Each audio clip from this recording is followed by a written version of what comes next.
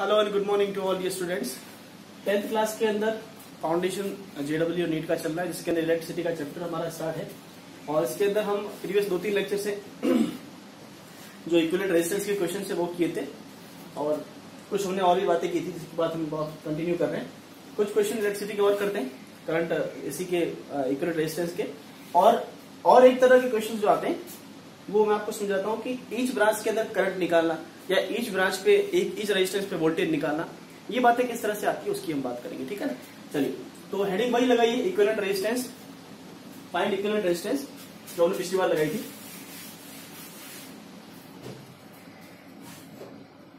चलिए बेटा,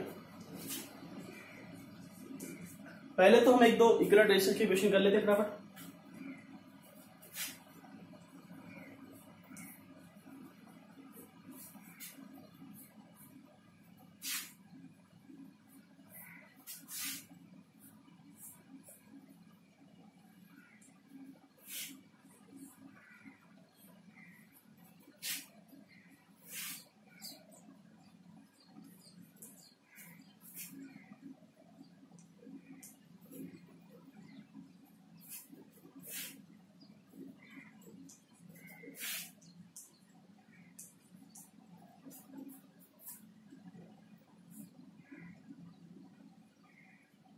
find equivalent resistance between A and B, फटाफट से करें। ये भी 10 ओम का है।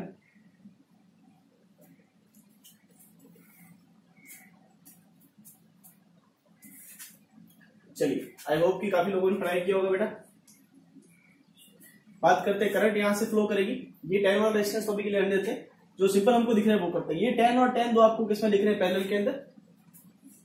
सो फर्स्ट आर इक्विवेलेंट फर्स्ट की बात करें तो दो रेजिस्टेंस 10 ओम के किसमें लगे, पैरेलल के अंदर।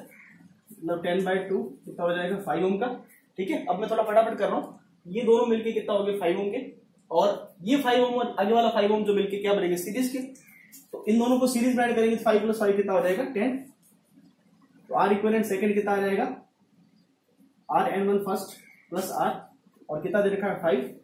ये कितना है 5 और प्लस 5 ओम, कितना आ गया 10 ओम का। तो ये दोनों रेजिस्टेंस का सीरीज कितना आ गया, 10 ओम का। ठीक है, फिर वो 10 ओम का रेजिस्टेंस, मतलब ये तीनों हटके क्या लग जाएंगे, 10 ओम का रेजिस्टेंस। सर्किट तो आप समझ पा रहे हैं ना, ये 10 ओम का लग, ये 10 ओम का, ये 10 ओम का किसमें आ जाएंगे, पैरेलल के अंदर। ठीक है, तो थर्ड वाले की बात करें, R equivalent third is equal to R/2। R दे रखा है 10/2 करेंगे फिर से आ जाएगा 5 ओम। करेक्ट। तो इतना सर्किट जो था ना, इसका पूरे का कितना बन रहा है, रेजिस्टेंस 5 आ रहा है। ठीक है, अब ये 5 और ये 10, ये दोनों किसके अंदर, सीरीज के अंदर। भाई 10 का और 5 का तो एक ही बात आ रहा है ना। आप चाहे तो डिफरेंट सर्किट बना सकते हैं, ठीक है ना, लेकिन कंपटीशन के लिए हमको इतनी जरूरत नहीं। सो आर इक्विवेलेंट फोर्थ की बात करूं तो 10 + 5 कितना हो जाएगा, 15 ओम। तो इतने यहां से लेके यहां तक के सर्किट का इक्विवेलेंट रेजिस्टेंस कितना आ गया, 15 ओम। ठीक है, इसको आप एक बार नोट कीजिए, फिर मैं इसको इरेज करता हूं। चलिए, अब देखिए, अब सर्किट हमारा यहां से लेकर और इस पॉइंट तक तो यही है, और आगे जो सर्किट दे रखा है उसको मैं ड्रॉ कर रहा हूं। चलिए, ये 10 ओम का है, ये भी 10 ओम का है, और ये हमने अभी निकाला है 15 ओम का। ये पॉइंट है ए, ये पॉइंट है बी। क्लियर। चलिए, अब ये 15 ओम का, ये दोनों 10 ओम के आपको किसमें दिख रहे हैं, पैरेलल के अंदर। क्या ये गलती आपने की तो नहीं, ठीक है ना, क्योंकि देखिए एक वायर आपको दिख रहा है, जिस वायर की हमने पिछली बार बात की थी, जो कि शॉर्ट सर्किट का वायर है। ठीक है ना, शॉर्ट सर्किट की वायर से होकर पूरी करंट निकल जाती है। जब भी किसी एक कॉम्बिनेशन के अंदर शॉर्ट सर्किट जिस वायर के अंदर होता है, तो पूरी करंट यहां से होकर निकल जाएगी। ये वाला रेजिस्टेंस और ये वाला रेजिस्टेंस दोनों क्या यूजलेस है, इनका कोई काम नहीं सर्किट के अंदर। पूरी करंट यहां से निकल जाएगी, वापस ये पाथ को कंप्लीट करेगी। तो इक्विवेलेंट रेजिस्टेंस कितना है हमारे पास में, 15 ओम। ठीक है ना, बोली सही है। ठीक है ना, मुझे लगा शॉर्ट सर्किट वाला आपको पिछली बार का भूत तो नहीं गए, लेकिन ये बहुत बहुत अच्छा क्वेश्चन है, इसके ऊपर नोट कीजिए आप इसको। आगे चलते हैं बेटा। चलिए,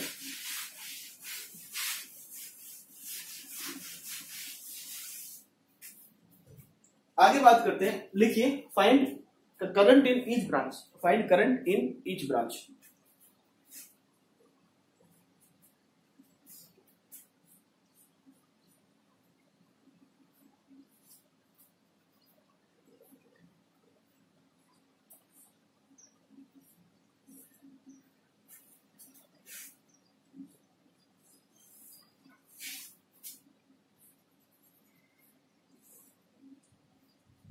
find current in each resistance लिखना है, ठीक है ना।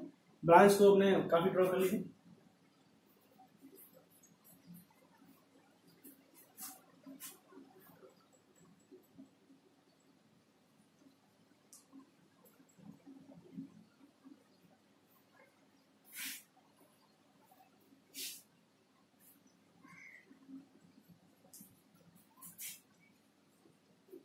ठीक है,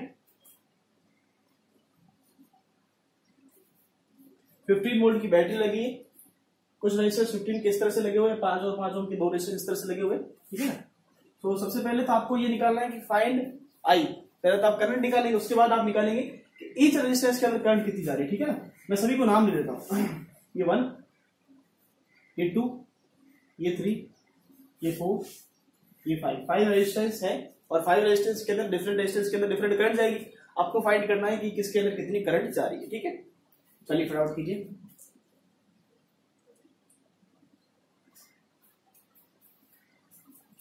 और तो साथ में ये भी लिख रहे हैं आपकी डिफरेंट ईच रेजिस्टेंस के ऊपर वोल्टेज ड्रॉप भी फाइंड कीजिए आप, कि वोल्टेज ड्रॉप कितना है, ठीक है। साथ में कर लेते हैं, एक ही क्वेश्चन के अंदर आपको सारा समझा देता हूं। ईच रेजिस्टेंस के ऊपर करंट और ईच रेजिस्टेंस के ऊपर वोल्टेज बताइए, ठीक है। चलिए, उम्मीद है काफी लोगों ने ट्राई किया होगा।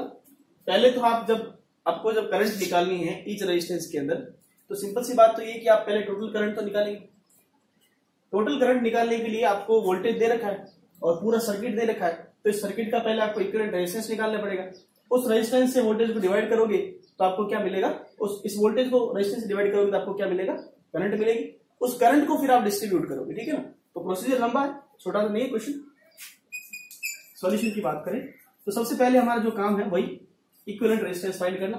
हमने बहुत सारे क्वेश्चन किया और सर्किट मैंने सिंपल दिया है, ठीक है ना। आप देखिए, ये दो 15 ओम के रेजिस्टेंस किसमें लगे हुए पैरेलल के अंदर, लेकिन ये तीसरा वाला भी पैरेलल में लगा है। कैसे, देखिए मैंने सर्किट इस तरह से बना रखा है, लेकिन तीनों पैरेलल के अंदर। कैसे, सोचिए आप। ये वाला पॉइंट सपोज मान लीजिए कोई ए पॉइंट है, ठीक है ना। तो ये पूरा वायर जो है वो पॉइंट ए है, ये पूरा जो है वो पॉइंट ए है, ठीक है ना। उसी तरह से ये पूरा जो पॉइंट है ना, ये पूरा पॉइंट क्या है, बी। अब भाई तीन रेजिस्टेंस अगर किसी दो पॉइंट के बीच में लगे हैं, फिक्स पॉइंट के बीच में, हम क्या कहते हैं, वो तीनों पैरेलल के अंदर है, ठीक है ना। मैंने ये सर्किट इस तरह से बनाया, लेकिन आप जब आई निकालोगे ना तब डिफरेंस आएगा। अभी डिफरेंस ज्यादा कुछ नहीं। इक्वल रेजिस्टेंस तीनों कितना निकल गया, 15 15 15, तीन रेजिस्टेंस है 15 ओम के, और वो किसमें लगे, पैरेलल के अंदर। तो क्या करेंगे, आर बाय एन, आर कितना है 15 ओम, 15 बाय 3 करेंगे, 3 रेजिस्टेंसेज है तो कितना आ जाएगा 5 ओम का। तो इन तीनों का इक्वल रेजिस्टेंस कितना आ गया, 5 ओम का। फिर ये तीनों हटके क्या, एक 5 ओम का आ जाएगा ना, ठीक है ना। फिर ये 5 ओम, वो 5 ओम और ये 5 ओम, तीनों किसके अंदर है, सीरीज के अंदर। बात समझे, सर्किट कैसे बनेगा, तो ये तीनों हटके क्या आ जाएगा, सर्किट इस तरह से बनेगा ना बेटा। ये 5 ओम आपने डिफाइन किया है, और ये 5 और 5 वाले पहले से पड़े। अब देखिए करंट आई यहां से आएगी, तो वो करंट तीनों के अंदर सेम जाएगी ना, सेम जाएगी, मतलब तीनों किसके अंदर है, सीरीज के अंदर। ये मैंने इसीलिए लिखा है, ऐसे नहीं कि ऐसे दे रखा है तो आप बोले सीरीज में नहीं है। भाई करंट जा रही है ना आई पूरी, तो वो सीरीज के अंदर है। तो 3 5 ओम के सीरीज के अंदर लगे, तो इक्विवेलेंट सेकंड क्या आ जाएगा, 5 + 5 + 5 15 ओम। तो हमारा आर इक्विवेलेंट कितना आ गया, 15 ओम का आ गया, ठीक है ना। हमको कितनी करंट, हमको वोल्टेज कितना दे रखा है, 15 का। सो हमारे पास में करंट कितनी आ जाएगी, I is equal to 15 V by are.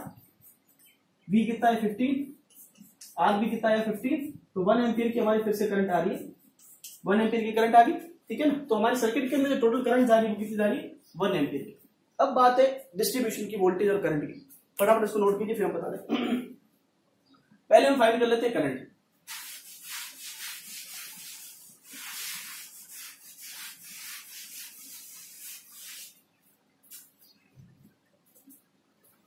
चलिए लिख लिया आप लोगों ने, वो सब लिख लिया था, ये 15 वोल्ट का है। अब पहली बात करते हैं कि आप वोल्टेज भी निकाल सकते हैं इंडिविजुअल, और इंडिविजुअल करंट भी निकाल सकते हैं, ठीक है ना।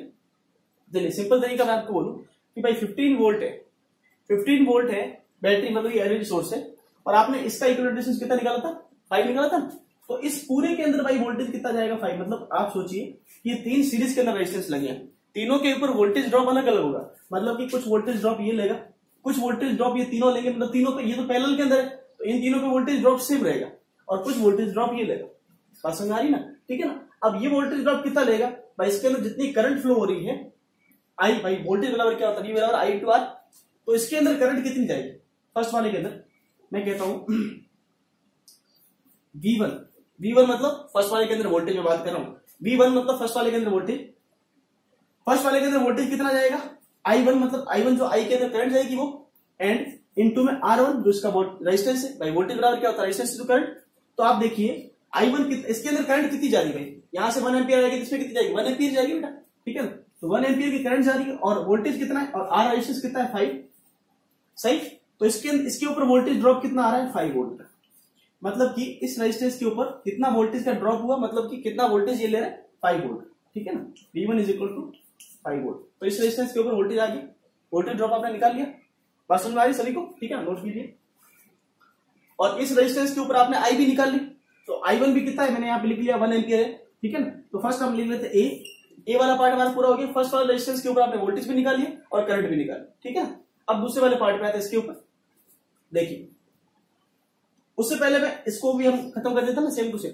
अब देखिए कि इसके अंदर भी जो सर्किट से वापस करंट आएगी I, तो इसमें I करंट आएगी, तो मैं यहाँ पे लिख ले रहा हूँ B के अंदर मैं V5 लिख रहा हूँ। V5 मतलब फिफ्थ वाला रेजिस्टेंस के अंदर, V5 के अंदर क्या होगी? करंट I5 इंटू में रेजिस्टेंस R5। अब V5 की बात करूं, I5 मतलब इसमें करंट कितनी जा रही है? I जा रही है ना, पूरी करंट तो जा रही है। तो इसके अंदर I5 मतलब I, और I कितना है? 1 एम्पियर, और इसका रेजिस्टेंस कितना है? 5। तो इसके ऊपर ये वोल्टेज ड्रॉप कितना होगा? 5 वोल्ट का। मतलब इसके अक्रॉस भी वोल्टेज ड्रॉप कितना होगा? 5 वोल्ट। बोलो सही। अब इन तीनों के आप देखिए भाई 15 वोल्ट की बैटरी लगी थी, कॉमन सेंस की बात है। इसके ऊपर 5 वोल्ट जा रहा है, इसके ऊपर 5 वोल्ट जा रहा है, तो बाकी जो बचा वो इन तीनों के ऊपर जाएगा, क्योंकि तीनों पैरेलल के अंदर है, तो वोल्टेज ड्रॉप तीनों पे इक्वल रहेगा, और वो कितना रहेगा? 5 वोल्ट का। कॉमन सेंस की बात है। अगर आप ऐसे भी नहीं कहते हो तो आप क्या करोगे? तीनों को कॉम्बिनेशन सॉल्व करोगे, तो 15 पैरेलल के अंदर सॉल्व करो, कितना आएगा? 5 वोल्ट का। 5 वोल्ट का इंटू 1 करोगे, फिर से आपको 5 वोल्ट ही मिलेगा। क्लियर? तो हमने वोल्टेज निकाल लिया। अब इन तीनों पे हमको करंट निकालनी है, ठीक है ना। इन तीनों पे वोल्टेज आ गया ना, तो आप लिख लीजिएगा सी वाला के अंदर V2 is equal to V3 is equal to V4 is equal to 5 volt, ठीक है ना। तो ये वोल्टेज का कामकाज तो मैंने लगभग खत्म कर दिया। अब 3 करंट हमको निकालनी है, वो निकालते हैं। नोट कीजिए इसको फटाफट।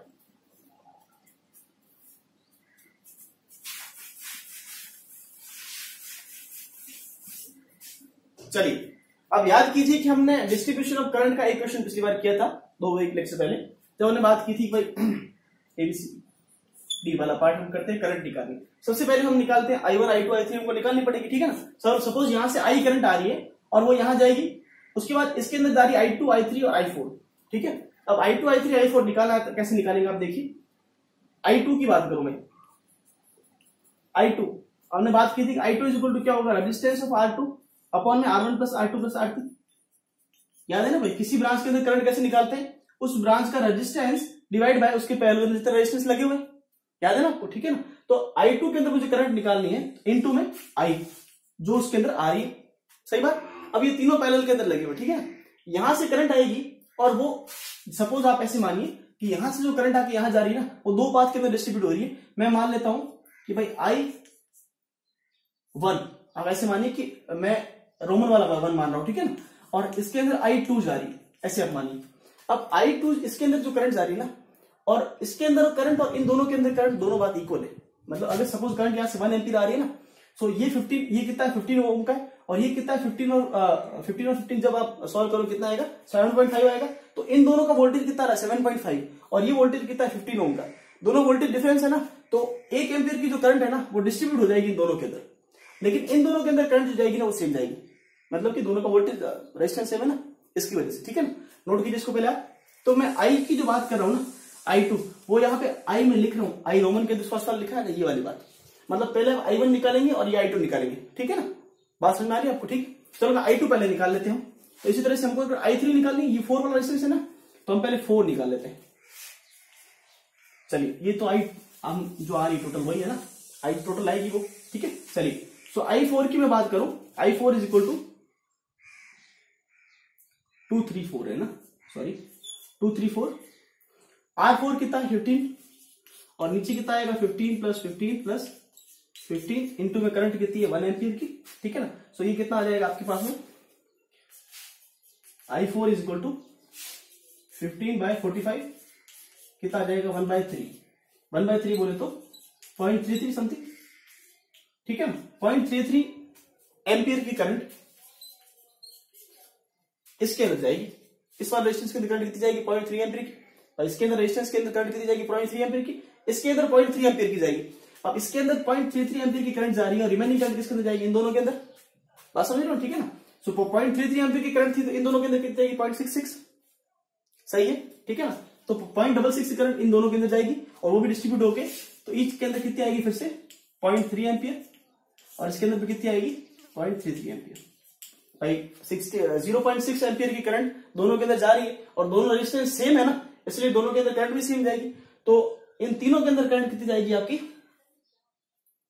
I1 is equal to I2 is equal to I, आप इस तरह लिखेंगे I2 is equal to I3 is equal to I4 is equal to 0.33 ampere. समझ गए बात को, ठीक है ना। अराउंड, क्योंकि आप सोचिए ना 1 एम्पियर करंट आ रही है और 3 रेजिस्टेंस दे रखे हैं, तो इक्वली डिस्ट्रीब्यूट करोगे तो इतना ही तो आएगा बेटा, 0.33 3 पार्ट में डिवाइड होगा, 1/3 आएगा, सभी को करंट मिलेगा। सही बात है, कोई दिक्कत नहीं, नोट कीजिए। चलिए हो गया ये क्वेश्चन।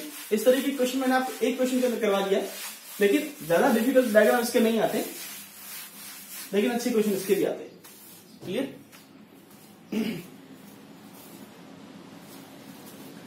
अब हम आगे टॉपिक की बात करते हैं, एनर्जी पावर की बात करते हैं, हीट वगैरह की, ठीक है ना। तो अगला हेडिंग डालिए, बाकी क्वेश्चन जो है रिमेनिंग हम कुछ एग्जाम के क्वेश्चन अगली बार लेंगे। अभी आप हेडिंग डालिए पावर।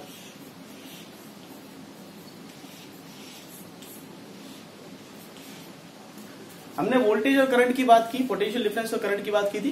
तो मैं आपको पूछूं कि हमारे घर के अंदर एक्चुअली में वोल्टेज आता है, करंट आता है, क्या आता है? हमारे घर में न तो वोल्टेज आता है ना करंट आता है, इन दोनों का कॉम्बिनेशन आता है, इन दोनों का मल्टीप्लिकेशन आता है, इसको कहते हैं पावर। तो पावर का पी से लिखते हैं, इसका फॉर्मूला होता है वोल्टेज इंटू करंट, ठीक है ना। V इंटू आई को बोलते हैं पावर, इसकी यूनिट होती है वॉट, WATT वॉट इसकी यूनिट होती है, ठीक है ना। ये पावर का सबसे फर्स्ट फॉर्मूला है, सही। वोल्टेज इंटू करंट को बोलते हैं पावर। हमारे घर के अंदर न तो वोल्टेज आती है न करंट आती है, सेपरेटली कुछ नहीं आता है, इन दोनों का मल्टीप्लिकेशन आता है, मतलब हमारे घर में क्या आती है, पावर आती है, ठीक बात है। चलिए अब इसके भी 3 रूप हम कह सकते हैं। इसका ये फर्स्ट फॉर्मूला है पावर का, मैं सीधा न्यूमेरिकल पे आ रहा हूं, ज्यादा कुछ नहीं। अब ये फर्स्ट फॉर्मूला है, इसी से कुछ और फॉर्मूले बनते हैं। और अगर क्वेश्चन में आपको वोल्टेज और करंट सीधा दे रखा है, आपको पूछे पावर निकालिए, तो ये फॉर्मूला काम मिलेंगे। अगर आपको वोल्टेज की जगह पे सिर्फ वोल्टेज दे ही नहीं रखा है, रेजिस्टेंस दे रखा है और आई दे रखा है, करंट दे रखा है, तो आप ये फॉर्मूला कैसे काम मिलेंगे, कैसे पावर निकालेंगे? तो आपको क्या करना है, देखिए सेकंड फॉर्मूला कैसे बनेगा भाई। V का फॉर्मूला क्या होता है, V is equal to I R. तो मैं V की जगह पे क्या लिख लेता हूं, I इंटू आर लिख लू, इंटू में आई। सो ये दूसरा फॉर्मूला बन जाएगा I square R, because V is equal to I into R. अरे समझ रहे? तो ये फॉर्मूला कब काम मिलेंगे, सेकंड वाला, जब हमको रेजिस्टेंस और सिर्फ करंट दे रखा हो, तो ये वाला फॉर्मूला काम मिलेंगे, ठीक है। थर्ड वाली बात करें पावर का।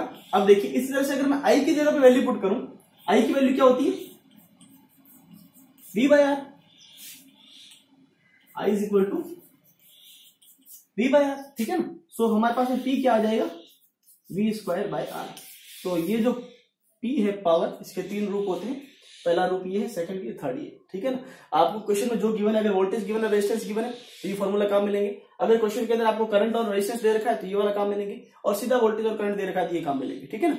जनरली ये दोनों काम में आते हैं और तीनों काम में आते हैं, लेकिन इसको तो अच्छे से समझेंगे आज। पावर को नोट कीजिए फटाफट, ज्यादा इसमें कुछ नहीं है। अब आप देखेंगे कभी भी आप कोई भी अप्लायंसेस देखे ना, इलेक्ट्रॉनिक्स या इलेक्ट्रिकल, किसी भी अप्लायंसेस के ऊपर आपको अलग अलग तरह की रेटिंग दिखेगी। आप देखिएगा आपको आई एम्पियर के अंदर करंट दिखेगी, वोल्टेज भी दिखा होगा, और उसके ऊपर पावर की रेटिंग भी लिखी होगी। देखते हैं ना 15 वोल्ट, वॉट लिखा होता है ना, W कैपिटल W लिखते हैं इसको, ठीक है ना। नोटेशन के अंदर इसको लिखते हैं कैपिटल W, ओके। चलिए अब इसके आगे आता है एनर्जी। पावर के बाद क्या आता है, एनर्जी। एनर्जी बिल कैलकुलेशन वगैरह भी हम समझेंगे आगे। पहले हम एनर्जी को थोड़ा समझ लेते हैं। अब एनर्जी की बात करें तो आपने फिजिक्स के अंदर जो पावर पढ़ा है ना, पावर मेनली यही है, लेकिन यहाँ पे जो पावर है वो इलेक्ट्रिकल एनर्जी की फॉर्म में डिराइव करते हैं, इसलिए उनकी हमने फॉर्मूले लिखी। अब आप याद कीजिए कि एनर्जी का फॉर्मूला क्या था भाई। पी की आप बात करें, पावर का फॉर्मूला होता है work done per unit time. याद है कि भूल गए, प्रीवियस क्लास में पढ़ा है कि भाई work done per unit time मतलब कितने टाइम में कितना काम किया, उसको क्या कहते हैं, पावर कहते हैं। पावर का सबसे बेसिक फॉर्मूला यही है, मेन फॉर्मूला यही है, ठीक है ना। अब पावर के लिए हमने कहा था भाई वर्क और एनर्जी जो होते हैं वो एक दूसरे के इक्विवेलेंट होते हैं, तो हम वर्क के फॉर्मूले को और एनर्जी को दोनों को इक्वल मानते हैं, क्योंकि इन दोनों की यूनिट भी क्या होती है, जूल होती है। तो एनर्जी और वर्क को अगर मैं इक्वल मानूं तो P इज इक्वल टू क्या आएगा, E by T, energy by time. अच्छा, यहां से अगर मुझे एनर्जी निकालना है तो मैं किस तरह से निकालूंगा, पावर इंटू टाइम। तो एनर्जी का पहला फॉर्मूला आपके सामने है, हेडिंग लगा लिया आपने, एनर्जी का फर्स्ट फॉर्मूला आपके सामने है, पावर इंटू टाइम, ठीक है ना। चलिए, एनर्जी की यूनिट होती है जूल, जानते हैं सभी, कैपिटल जी से इसको लिखते हैं, ठीक है। पहला फॉर्मूला इसका एनर्जी का आ गया, ये आपके सामने। अब देखिए, अब इसके भी रूप कैसे है, जैसे पी को आपने रखा था ना, अब देखो इसका पहला फॉर्मूला बेसिक है, दूसरा फॉर्मूला इसका, अब पी की वैल्यू पुट कर लीजिए आप, जो आपने 3 फॉर्मूले पी की वैल्यू पुट की थी ना, तीनों के तीनों एक बार पुट कीजिए। तो एक बार मैं पी की value V into I put करूंगा तो फॉर्मूला क्या आएगा एनर्जी का, V I T, V into I into T, सही बात। इसी तरह से थर्ड वाला फॉर्मूला मैं फाइंड करूं, पी की दूसरा वाला फॉर्मूला क्या था, वी स्क्वायर बाय आर, या फिर आई, तो मैं सीधा लिख रहा हूं I square R T, and इसका लास्ट फॉर्मूला जो बनता है फोर्थ वाला, वो बनता है energy is equal to V square by R into T, ठीक है ना। तो ये एनर्जी और पावर के डिफरेंट फॉर्मूले। ये हीट एनर्जी हम जो बात कर रहे हैं यहाँ पे एनर्जी, वो हीट एनर्जी की बात कर रहे हैं। क्यों, ये एनर्जी को आप बुक्स में देखेंगे आपको एच देखने को मिलेगा, ई की जगह एच लिखा हुआ है, तो मैं सिर्फ एनर्जी समझा रहा हूं आपको। एनर्जी और हीट एनर्जी, जब भाई वायर के अंदर करंट फ्लो करता है तो वायर गर्म होते हैं, इलेक्ट्रिकल अप्लायंसेस गर्म होते हैं, इलेक्ट्रॉनिक्स अप्लायंसेस भी गर्म होते हैं, ठीक है ना। वो हीट कितनी कैलकुलेट करते हैं ना, वो हीट का ही फॉर्मूला है। अब आपको सिंपल से क्वेश्चन आता है, इसके ज्यादा डिफिकल्ट क्वेश्चन नहीं आता है। वी आई दे रखा होता है, टी दे रखा होता है, सिंपल से आपको सबको मल्टीप्लाई करके निकालना होता है, ठीक है ना। एक एनर्जी बिल कैलकुलेशन जो होता है ना, वो मैं आपको कल समझाऊंगा, लेकिन अभी के लिए इन फॉर्मूले बेस्ड क्वेश्चन जो आते हैं थोड़ी उनकी बात करते हैं और समझते हैं भाई ये क्वेश्चन किस तरह से। आप ध्यान से समझिए कि इसमें से एक चीज है, इसको बोलते हैं जूल्स लॉ, आपने पढ़ा है ना, हीटिंग के लॉ में से एक है जूल्स का लॉ। उसको ये बोलते हैं कि जूल्स का लॉ कहता है कि जो हीट होती है वो आई स्क्वायर की प्रोपोर्शनल होती है, आर की प्रोपोर्शनल होती है और टी की भी प्रोपोर्शनल होती है, ठीक है ना। तो ये जूल्स का लॉ है। और बाकी इन फॉर्मूलों पे बेस्ड क्वेश्चन और कुछ चीजें हम देखेंगे, पहले नोट कर लीजिए इसको।